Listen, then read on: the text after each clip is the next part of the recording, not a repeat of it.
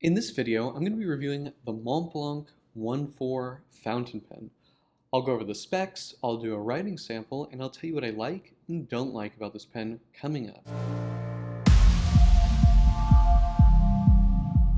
Blake here with Blake's Broadcast. On this channel, I review fountain pens, paper, and ink, and as always, I put links in the show notes in the description below.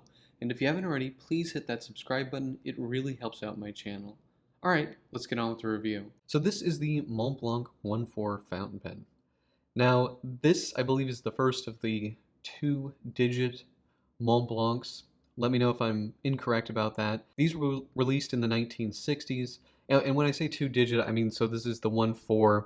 Most Montblancs in their main line have three numbers. This is a 149, which is the largest in their standard Meisterstück line. Now this is also a Meisterstück. Back in the day, Montblanc had three sort of tiers of pens. So anything that started with a 1 was part of the Masterpiece line, the Meisterstück line. And then there was like a 2, which was like a standard line, so you could have, a 2, I think I've had a 244, 246, I've had a 234. Those were sort of their standard ones, not their top of the line, but to be honest, they were all really, really nice. And then they also have had a cheaper line that started with a 3. I haven't had any of those pens. That was their most budget offering. They also had like I believe it was like a school pen line called Monte Rosa. Anyway, this was released in the 1960s, early 60s, and this was, again, I believe the first two-digit one. So 1.4, this is still part of the Masterpiece line. This is their top of the line. And this is the 1.4. So the 4 denotes the large size, with the 2 being the 1.2 being the smaller or standard size. There was no 6 size. Let's walk through it. So it's a plastic body, no celluloid here, gold metal trim. These have what's called the bishop's mitre cap. So if you think of that sort of hat a bishop wears, it kind of looks like that. On the finial, we have the Montblanc star, sort of supposed to be the top of the Mont Blanc mountain in Europe. And it's also on the bottom, which is really cool. I definitely like that touch a lot. We have a gold-plated clip here, which kind of comes down a little bit in the middle where the ring meets, and then there's sort of a ridge down the middle which tapers towards the end, and we have a rounded point. At the other end here, we have a simple ring on this blind cap, and then again we have that bishop's mitre cap ring. Looks really nice. We also have just a gentle taper towards the end. The top on the finial is not perfectly flat, but on the bottom it is flat and it will stand on the desk. Now, taking the cap off, this is a snap cap or push cap, so comes off. These post really nicely, very securely. This is also a very lightweight pen, which I really enjoy for long writing sessions.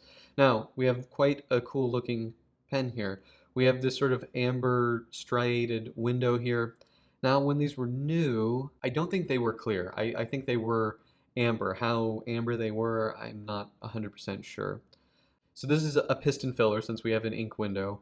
So standard piston filler mechanism, you twist the blind cap and plunger goes down, stick the nib in ink, twist the cap the other way, and draws the ink up into the body. Now, the nib. This is a super cool 18 karat gold nib. This is known as the butterfly nib just because of the shape of the nib. I guess it kind of looks like a butterfly. Now, I believe the feed on these are ebonite. If I'm incorrect about that and it is plastic, please let me know.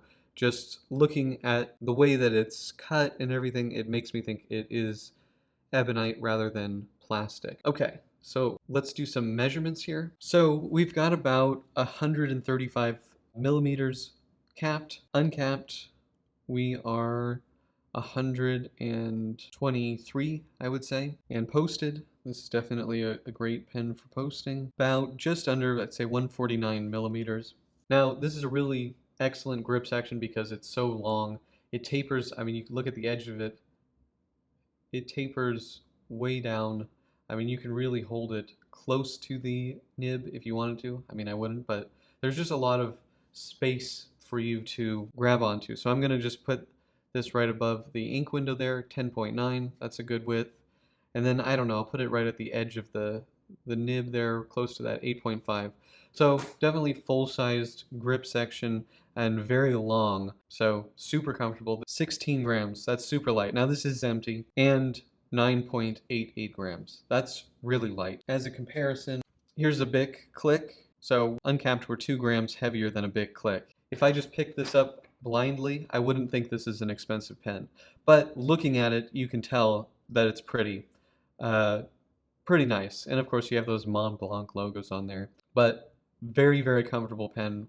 A really great pen for long writing sessions. Okay, let's do the writing sample. So we're going to be doing the writing sample on a Papermind Mitsubishi bank paper notebook. These notebooks are super good with fountain pens, and for Blake's Broadcast viewers and subscribers, you can get 10% off with code BB10 at checkout.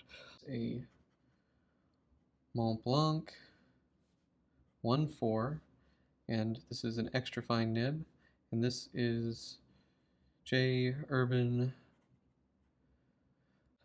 Blue Myostis, I believe.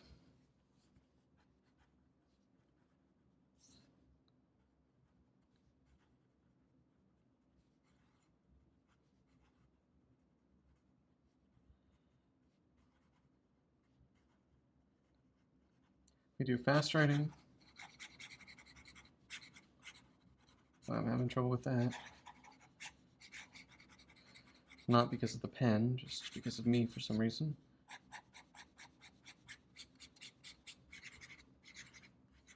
Yep, pretty much perfect performance. This is a very reliable writer. As I said before, old Montblancs were really, really well made. New Montblancs are also very nicely made. The old ones, I think, were better. Not to say that I'm not buying and loving my new ones.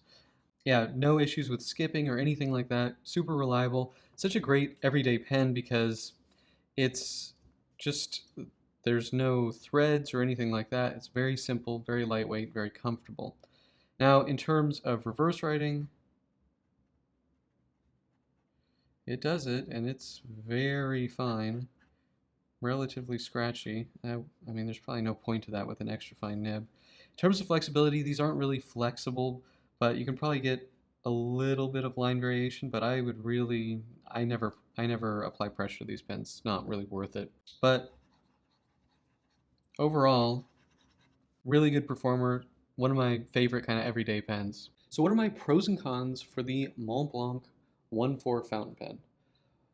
Well, I really love this pen. There's a lot to like here. It's very lightweight, very comfortable. I love the long grip section we have here. I like that it's a piston filler. We get a good capacity, especially with this extra fine nib. It takes forever to run out of ink with this pen. We have a very attractive looking butterfly style nib. It's a really nice looking pen. It's full sized, it's very comfortable. And it's really good quality. Again, Montblanc, old Montblanc products are just really, really excellent. In terms of cons, well, you have to buy these vintage. There's a little bit of trial and error with that. You know, I think you can get nice ones of these in the 1.4 size, the larger size, around $200, maybe $250. I don't think that's cheap. But for what you get, I don't think it's expensive either. This isn't, you know, the main Meisterstück line like the 1.44 or 1.46. So these pens don't seem to get quite as much attention, and I think that is a good thing, but it's still not cheap. It is, you know, a Montblanc. That name does add to the value of the pen. But that's pretty much it. Do you guys have this pen? Do you like this pen? Let me know in the comments section below. And if you like this video, please hit that like button. And if you want to see more fountain pen, paper, and ink videos, please hit that subscribe button. Thank you guys so much, and until next time.